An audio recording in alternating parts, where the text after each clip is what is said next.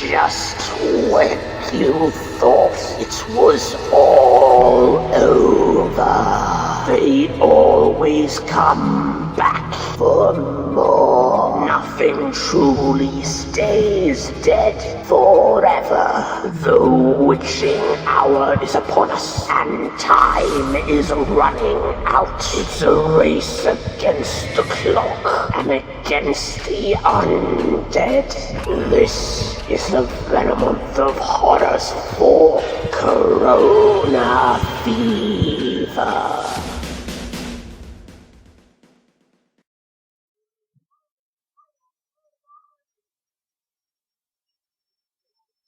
Why are people finding this so difficult? Self-isolation? I've been training my whole life for this.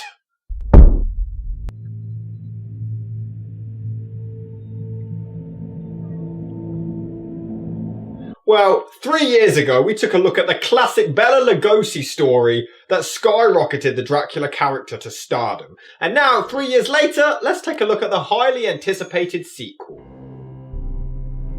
Dracula's Daughter begins immediately after the climax of the original, upon Van Helsing, played by Edward Van Sloan, finally slaying the Count, played by Lugosi. However, Helsing is now under arrest for murder, nobody believing his crazy stories of vampires. While he gets analysed for being a complete nutjob, a countess by the name of Maria, played by Gloria Holden, shows up, with her minion Sandor, played by Irvin Pichel. She kidnaps Dracula's body and then destroys it. And then, it's no spoiler really, it's in the title, this turns out to become Dracula's daughter, and she hopes upon destroying his corpse it will break her curse and she will become human. All the while, mysterious disappearances and deaths begin to occur, and you know the drill. The stupid humans must work out how this can be after the Count has already been slain. Are you drunk?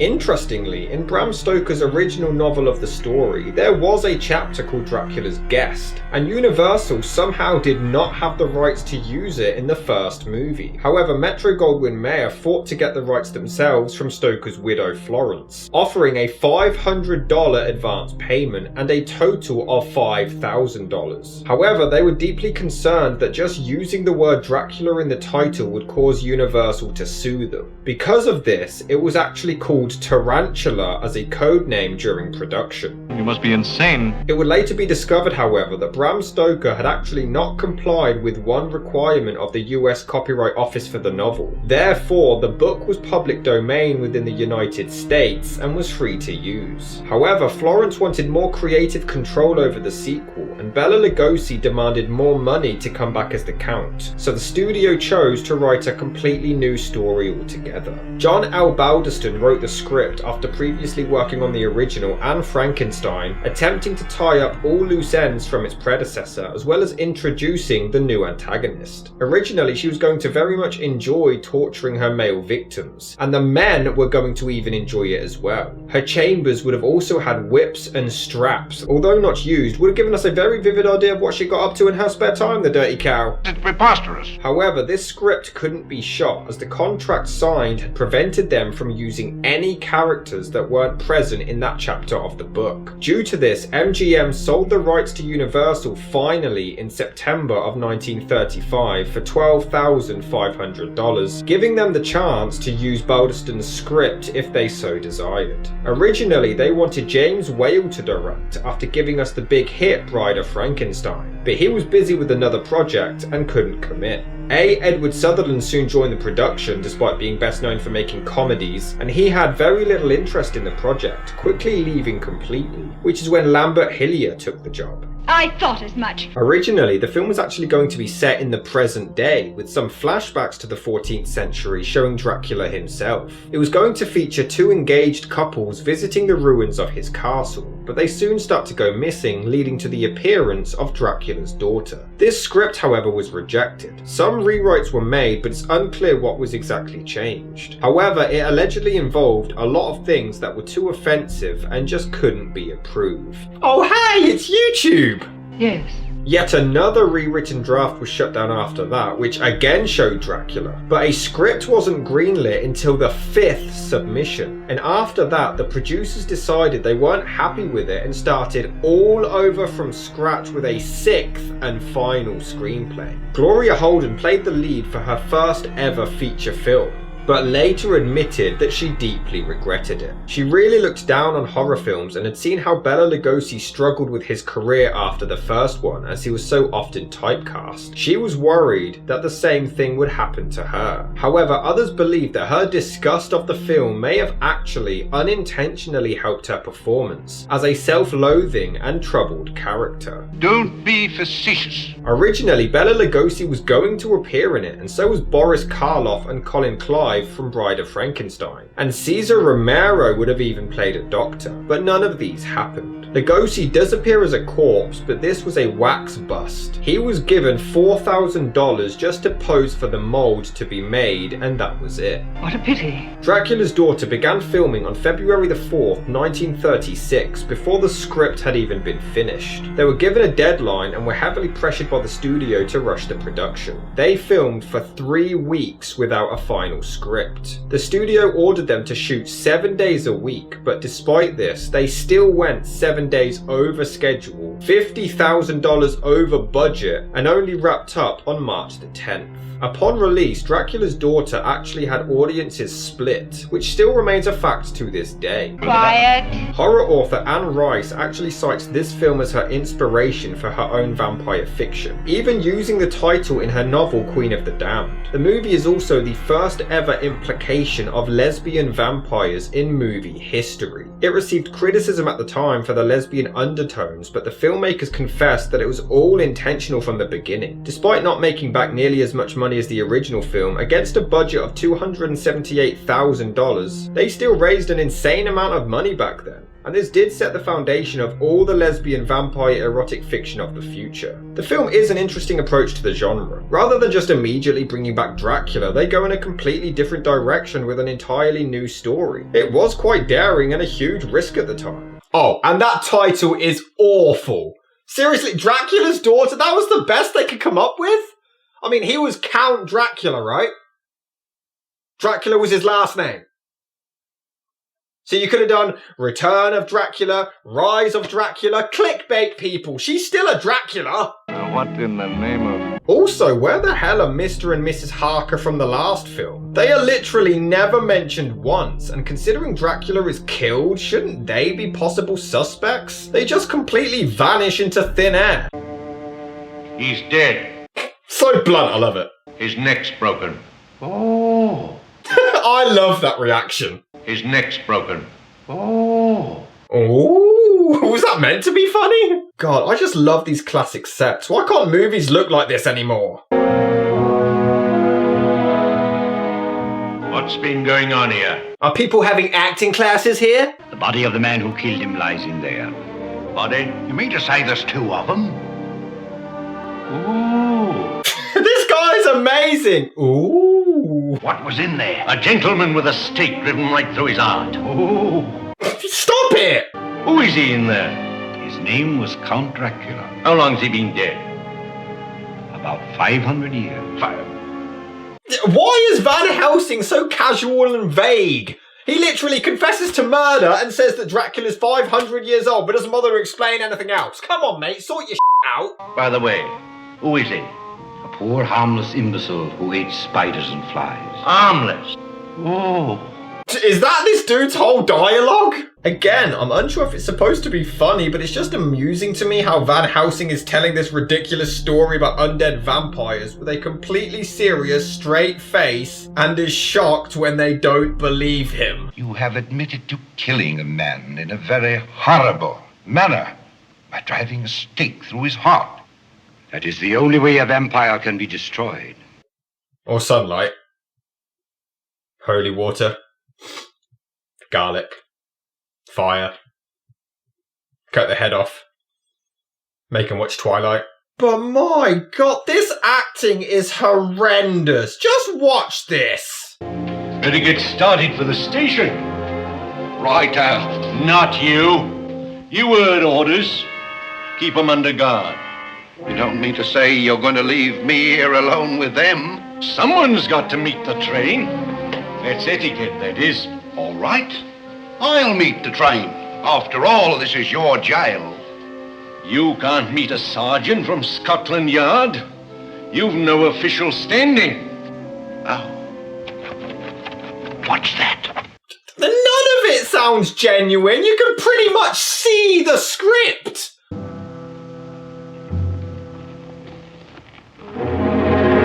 Oh. No. Don't you mean ooh? Here. In case they get up and start walking. Oh, them corpses. Is this supposed to be a comedy? I'm so confused. I don't understand why 1 minute they're treating the undead like a complete impossibility, and then the other minute they're just treating them so casually. Sorry, Mum, you can't go in there. It's against orders from Scotland Yard. They'd never know if you didn't tell them. This is an undead creature of the night. And she is literally convincing a cop with, I won't tell if you don't. Oh, and she only decides to hypnotise the poor guy after her 12-year-old bribery fails to work. What's the matter, lad?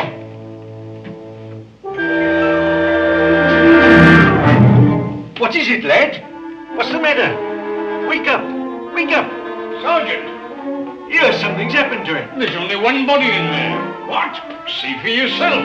My God, this acting is atrocious. How did this get past anyone? And thy body, long undead, find destruction throughout eternity in the name of thy dark, unholy master.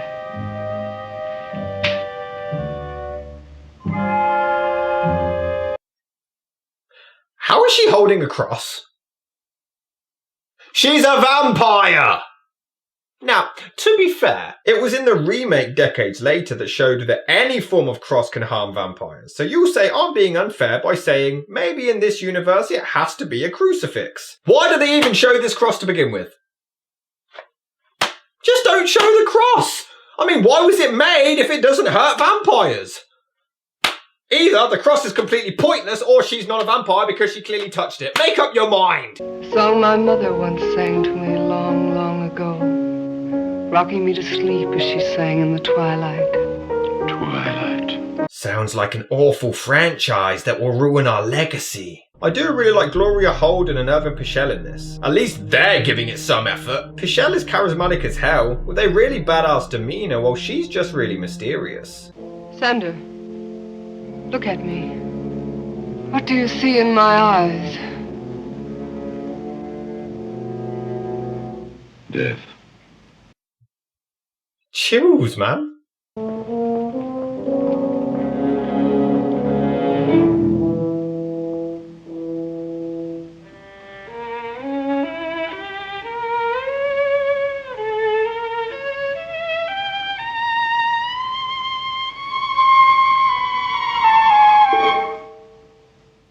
And she sucked him off in the alleyway. What the hell happened? What, they just stared at each other the whole time?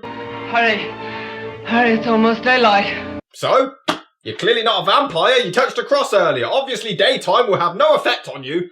If we only knew what caused those 2 sharp punctures over the jugular vein. Maybe it was a dramatic fade to black. You must convince them of my sanity. If I do that, they'll hang you for murder. You can't murder a man who's been dead for 5 centuries. He's still so straight-faced, casual and serious, even though everyone's convinced he's off his rocker. It's brilliant. Sherry, Maria? Thank you, I never drink wine. Or blood. Since she's not a vampire because she touched a cross earlier. And now that I think about it, how the hell did nobody even notice that Dracula was around for 500 goddamn years and never seemed to age? I mean, the locals knew something was up, but surely it would have been worldwide. Come and see the magical, never-aging 500-year-old weirdo. You know, this is the first woman's flat I've been in that didn't have at least 20 mirrors in it. Well, that's odd. I mean, she should have a mirror there, considering she's not a vampire because she touched the cross earlier. How strange. I'm glad you're not your friend, Professor Van Helsing. Why? He'd probably attach some occult significance to my lack of mirrors. A cult? Well, I seem to remember an old Hungarian legend that a vampire casts no reflection in a mirror. And if she is a vampire, why the hell would she bring up the fact that she was accused of being a vampire for having no reflection? Yes. Dr. Carl speaking. Well, who is this? What do you want? Please come right away. This is the zoo speaking. The what? The zoo? Is this a horror movie or a comedy spoof? The call isn't even funny either, but she laughs her ass off. What's going on? Now look here. I'm tired of being annoyed after office hours, and if you don't stop calling me, I'll come over there and regardless of your sex, I'll smack you in the nose. Ooh, don't mess with him. He might whack you. Ooh, what the hell? If a vicious demonic creature is coming towards you with fangs, who the hell would act this way? Please don't come any closer.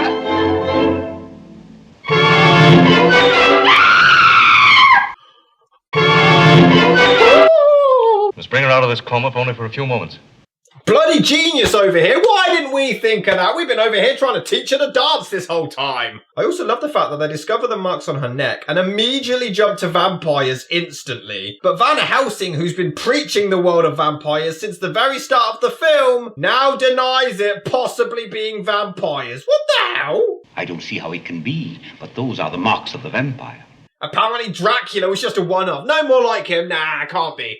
Dracula had many victims, Sir Basil, into whose veins he infused his own tainted blood, making them creatures like himself. Okay, so it is possible. You just said it wasn't. You are off your rocker. But Van Helsing has such a knack for making absolutely anything sound sinister. And another thing, there will be no mirrors anywhere about. What? Because a vampire casts no reflection in mirrors. And they are also quite smelly.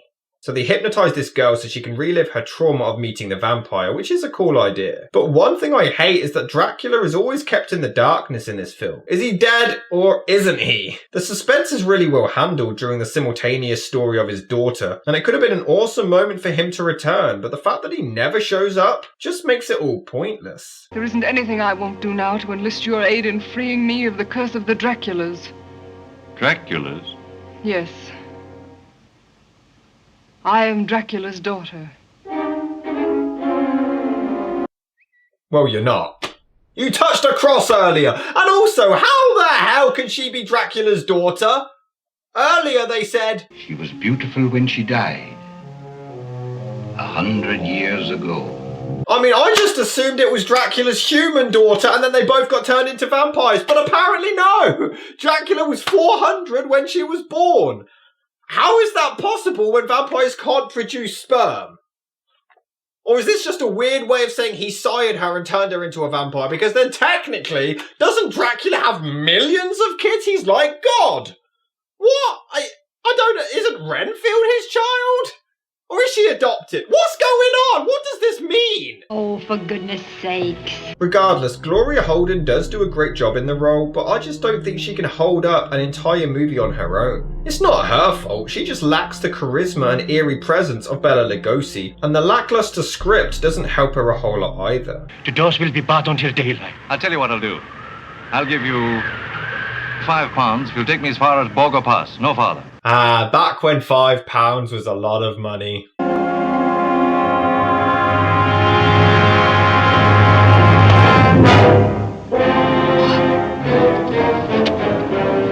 It's fine, now her daughter can show up. Coming next, Dracula's granddaughter.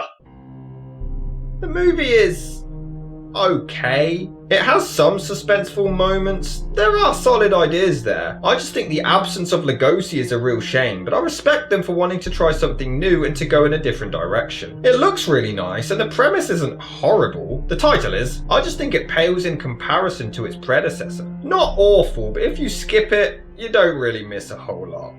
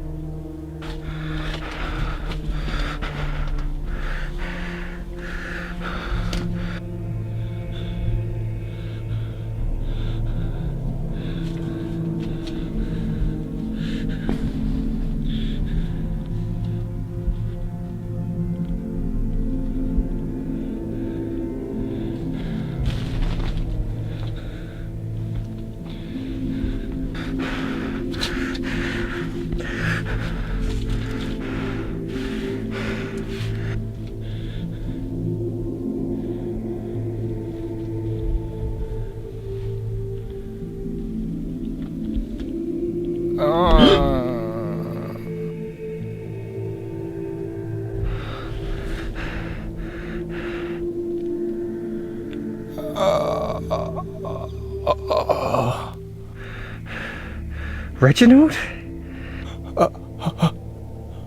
Craig. Craig? Where the hell is Craig?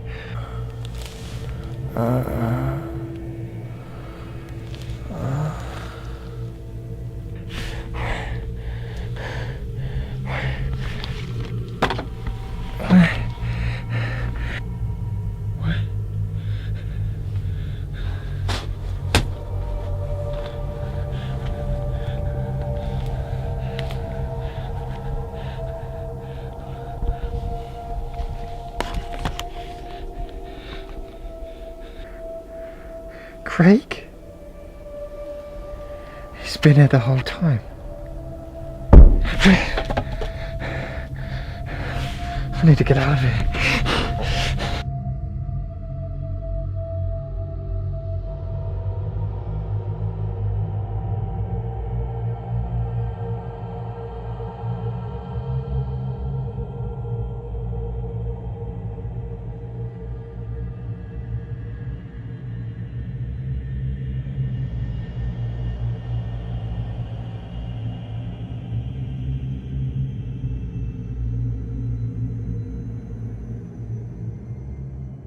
Ready?